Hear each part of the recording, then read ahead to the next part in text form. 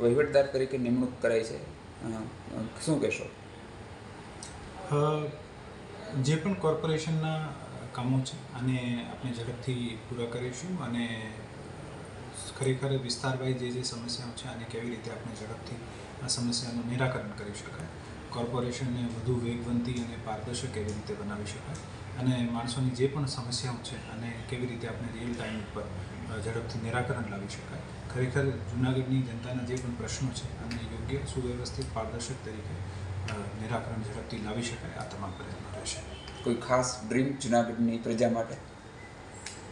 તમામ અત્યારે જેટલા પણ પ્રોજેક્ટ ચાલે છે, આ તમામ પ્રોજેક્ટ્સ જે છે આ જૂનાગઢની જનતાની સુખાકારીમાં વધારો થાય એવી રીતે જ પ્લાન કરવામાં આવે છે. છેલ્લા 6 મહિનાથી જે અમે પ્લાન કરીએ છીએ અને આ તમામ પ્રોજેક્ટો બહુ સારી રીતે સક્સેસફુલી ઝડપથી પૂરા થાય, ક્વોલિટી બહુ ગુણવત્તા સાથે પૂરા થાય, આ જ અપેક્ષા રહેશે.